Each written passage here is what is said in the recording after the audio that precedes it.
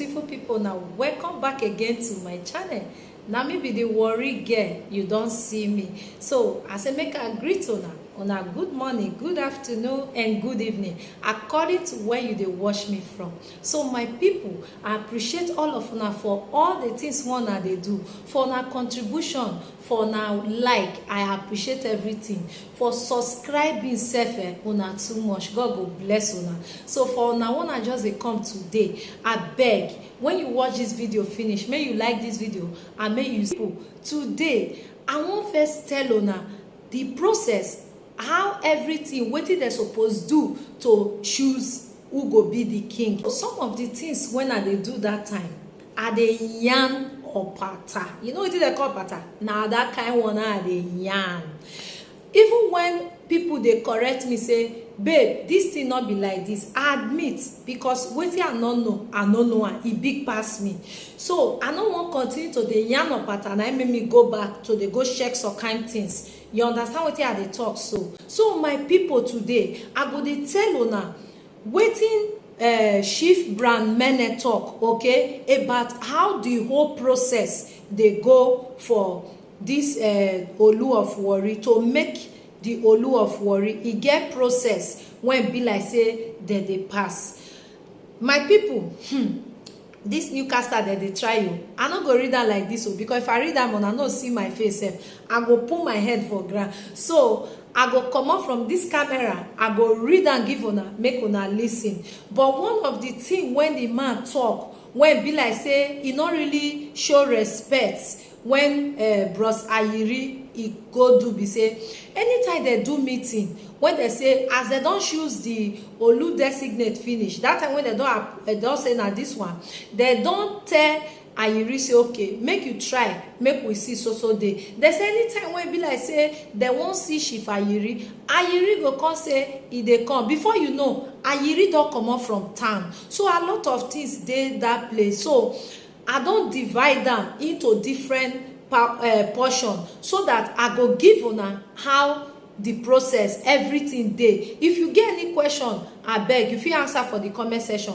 But if you get question when you think say you wan ask, when be say I no go fit answer, if you get am, send am go my email. So I really appreciate una. So I go dey read am for una, make una listen very well. The process when be say they need to pass, the screening method when they need to pass. So if you get your contribution, drop am. I wan answer una one question. The question wey I wan ask una be say, for that comment section, una let me know if you know the answer. The time when be like say Ogiame Atuwase the second die, when he die finish, why they not make e pikin when be king now? Okay, when be Ogiame Atuwase the third, why they not make am king that time? I beg, if you know the question, make you answer this question. Whether they pass the process, mona let me know, and make una let me know for the comment section. So I go leave una now, make I tell una the process when be like say they pass before they fit choose the king. So my people, I appreciate una. I go see una again. Bye. So my people, the first question now be this: was the suspended Ologbosere matter discussed at the meeting, whether to bring him back, or has he made any effort so far to reconcile, and what is also going on about the missing crown? This na the answer when Chief Brand Mene come talk. He said there are some things that ordinarily, if they were well handled, we wouldn't have been needed to come to the public domain. This is really strictly our own eternal business. However, it is unfortunate that he who is wrong, when he fails to be penitent, it becomes difficult even for you to take remedial reconciliating footstep. That's what we have in our hands at the moment. Before the coronation, some people led him, Ologbosere, and a few others to the then Omoba Olu designate. And the advice he gave to him personally was, you have offended the generality of the Ishekiri people, because you can see the mood of anger, frustration, and then The relief had come when remedial steps started to be taken, and people have been saying they don't want to see you anymore. You need to apologize to the nation. Write and publish an apology to say you are sorry. The way you acted, you didn't know that this was going to be the result. It has come out of your hands, out of your control, and you need to be forgiven. When you do that, tension will come down. Next, just before the crown and the accessories were stolen, the Olu told him he's not accusing him of stealing the artifacts, but that he has a network of people he could talk to ensure that they were returned. Do these two things and people's tension will come down, and they will be able to take another look at you. He left the palace, thankful at first, but later denied ever being told that. He said he was never told to do that. Even if you were never told to do that, and if you have your own senses, should anybody teach you to do that? And if somebody has told you that, should you think about it twice? Worse still, to deny ever being told, and that was his position. What next did he do? He then went to court to challenge the process, because he kept saying that unless he would say with his own mouth that the transaction has happened, it hasn't happened. How can you say that to a people, a generality of whom do not joke with their Olu as an institution?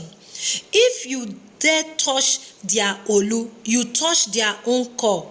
They will fight you to the end. You know this. How dare you take this kind of stand? He went to court to try and stop the process. And of course, we know that going to court on a matter such as this, the court will also listen to facts. And we were very confident that when the facts are laid down, there is no way he would get his way. And as we expected, the court could not stop the process. But they had continued. The other prince whom he was instigating, and who instigated and is suspected to be involved in the stealing of the crown, because he was here in the palace when he got missing. You now dress him up like Olu designate, and there was no way he was proclaimed to the nation as the Olu designate. Yet you dress him up and put him on social media as the Olu designate, saying that you were going to use the missing crown to crown him on the 19th of August. How does this leave room for somebody to be easily forgiven and reconciled? It doesn't leave room at all. And the generality of people are even saying, don't ever bring him near. And that can be understandable. But if he were penitent, it would have been a different thing altogether. But unfortunately, up till today, he doesn't sound penitent. He doesn't appear penitent. He's not taking any penitent move. Even God will not forgive one who refuses to repent. You must repent before you are forgiven. He who fails to repent can never find forgiveness. I'm praying for him that somehow God will help him to have a penitent heart, to see where he has gone wrong, so that he will take the step that will make people to forgive him. So the second question is, isn't that act of stealing the crown and dressing up the wrong Olu designate itself sacrilegious and could attract penalties? So this is what he replied. He said, dressing the prince as Olu designate is sacrilegious. That is why we are praying for them, because when you do this, the way that I put it, you offend heaven, the earth, and the nation. You see, that crown was made 1611 AD, 410 years ago, and it has been in use since then. It was made with the cross of Jesus Christ on top of it. Those things that they have taken, they are all part of the order of Christ that is associated with the monarchy since then. That someone would have the effrontery to carry it away and intend to use it. We don't know how or where they will handle the burden they are carrying, and God will ask them. I know God will ask them. That's why I pray for them that they should repent before it is too late. So this is another question. Has such sacrilege ever happened before in the history of the Warri Kingdom? He said no. Such incident has never been recorded in history. The crown has never got missing since it was made 410 years ago. In fact, nobody dare touch it except the king himself or the one who is crowning him. And that is the only time he can touch it. After that, he can't touch it again. It's only the king that can touch it because it is sacred. And for someone to think that this is something he could toy with, what kind of a person is he? What sense of traditional value does he have? Mona answer those questions. So my people, we go see for another video. We'll continue from there. Not forget to subscribe to my channel. Bye.